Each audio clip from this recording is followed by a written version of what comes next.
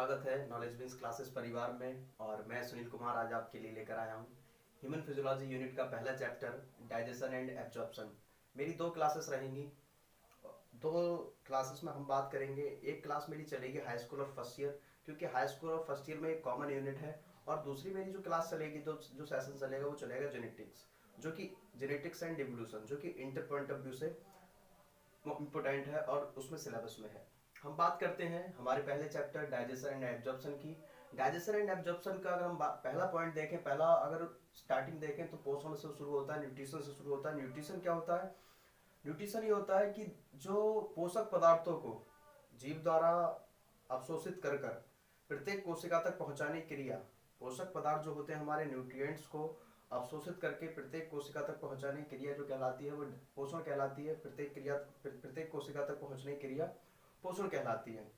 अब पोषण क्यों जरूरी है? क्योंकि जीव को कार्य करने के लिए ऊर्जा की आवश्यकता होती है, और जो ऊर्जा प्राप्त होती है वो हमें भोजन से प्राप्त होती है। भोजन किस तरीके से होते हैं, किस टाइप के होते हैं, वो हम अगले लेक्चर में बात करेंगे। हम बात करते हैं टाइप्स ऑफ न्यूट्रिशन की। टाइप्स ऑफ न्यूट्रिशन में अगर हम देखें तो ऑटोट्रॉफिक पहला हमारा जो है वो ऑटोट्रॉफिक है। ऑटोट्रॉफिक क्या होते हैं? स्वपोषी। स्व मतलब स्वयं, और पोषी मतलब खुद का पोषण करने वाले। वे जीव जो अपना भोजन स्वयं बनाते हैं वे स्वपोषी कहलाते हैं। बात करते हैं, ये भी दो प्रकार के होते हैं, फोटोसिंथेसाइजर्स एंड कीमोसिंथेसाइजर्स। फोटोसिंथेसाइजर्स क्या होते हैं? वे जीव जो अपना भोजन सनलाइट की प्रेजेंस में बनाते हैं उन्हें फोटोसिंथेसाइजर। नाम भी है फोटो। फोटो मतलब प्रकाश और सिंथेसाइजर्स मतलब बनाने वाले। प्रकाश की हेल्प से अपने भोजन का निर्माण करने वाले फोटोसिंथेसाइजर्स कहलाते हैं। अगर इनकी रिएक्शन देखें तो ये होगी,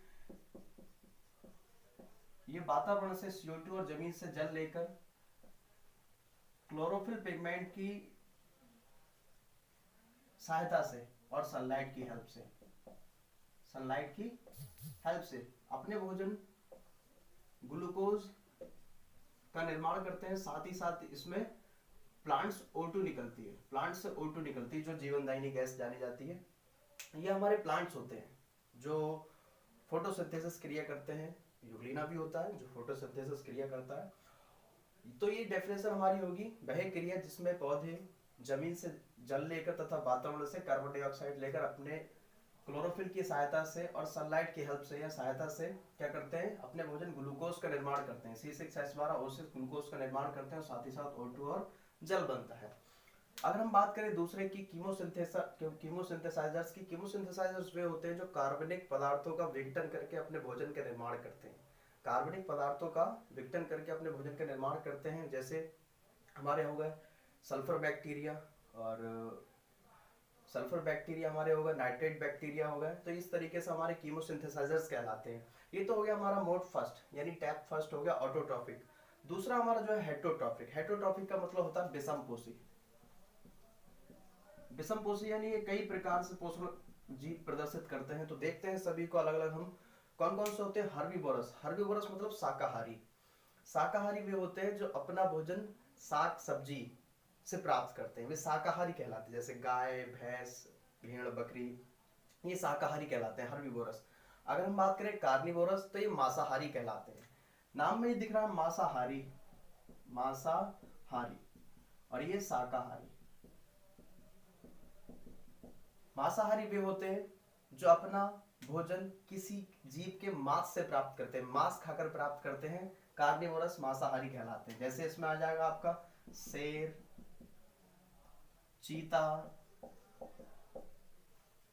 लोमड़ी आदि।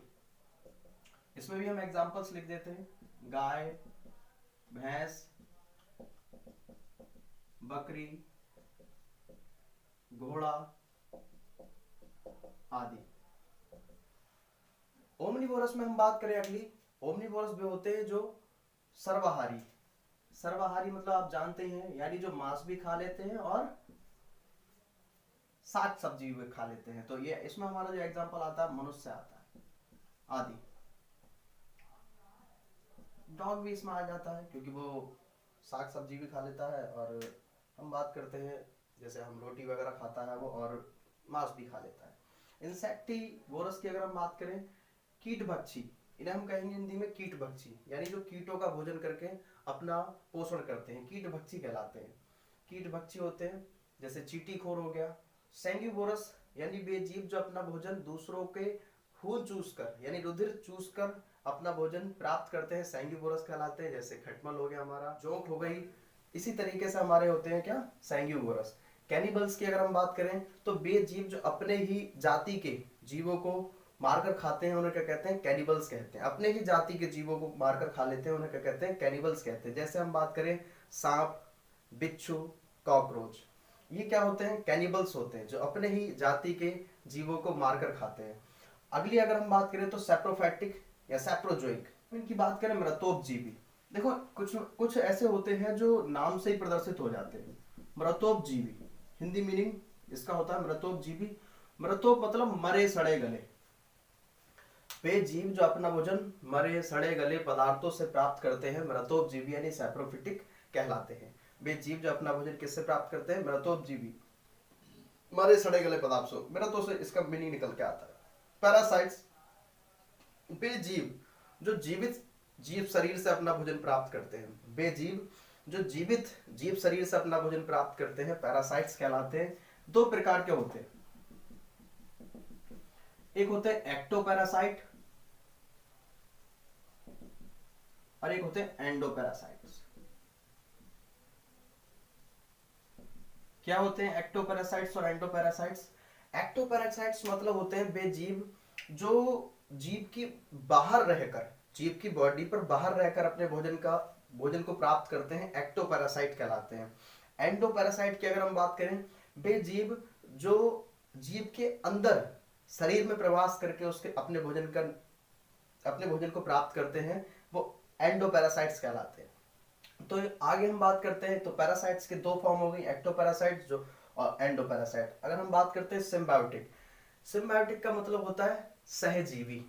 सहजीवी हम बात करते हैं, सहजीवी मतलब होता है ना सहपाठी, ऐसे ही सहजीवी। सहपाठी मतलब साथ पढ़ने वाला, और सहजीवी मतलब मिलकर जीवन जीने वाले, एक दूसरे की सहायता कर जीवन जीने वाले। जैसे अगर मैं एग्जांपल्स की बात करूं, जैसे आप भाई पेटीज ले आओ और मैं आपके लिए सॉस ले आऊं, तो ये हो गया मिलकर हमने जीवन यापन किया, पोषण प्राप्त किया।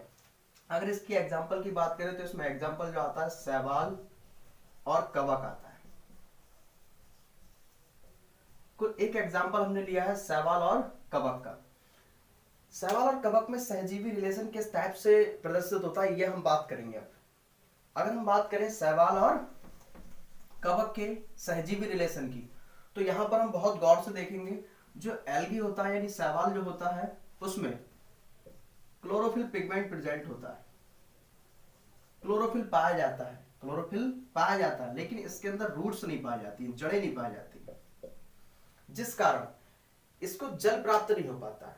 और दूसरी अगर हम बात करें कवक की, फंगस की, तो इसमें रूट्स तो होती हैं यानी जड़ें तो होती हैं, लेकिन इसके पास क्लोरोफिल पिगमेंट जो होता है यानी प्रकाश संश्लेषण करने वाला वर्णक, वो क्या होता है, अब्सेंट होता है, इसमें नहीं पाया जाता है। रूट्स तो इसमें प्रेजेंट है लेकिन इसमें क्लोरोफिल पिगमेंट प्रेजेंट नहीं है, यानी एक के पास कुछ है और दूसरे के पास कुछ नहीं है। तो हम बात करते हैं एल्गी जो होता है वो कवक को क्या देता है, वो एल्गी को वाटर देता है, एल्गी को वाटर देता है। और एल्गी जब वाटर प्राप्त करता है तो क्रिया करता है फोटोसिंथेसिस की, CO2 plus H2O arrow C6H12O6 अपने भोजन ग्लूकोज का निर्माण करता है, और एल्गी बदले में कवक को ग्लूकोज देता है यानी भोजन देता है। तो इस वजह से इनमें एक सिम्बायोटिक रिलेशन का प्रमाण देखने को मिलता है, पता चलता है। तो ये सिम्बायोटिक कैरेक्टर पता लगता है। हमने यहाँ पर देखा न्यूट्रिशन के बारे में। अब हम जो देखेंगे वो हम बात करेंगे न्यूट्रिशन से आगे पोषक तत्वों की, न्यूट्रिएंट्स की, कि किस तरीके से न्यूट्रिएंट्स हमारे शरीर में आवश्यक हैं और किस तरीके से हमारे शरीर में जाते हैं।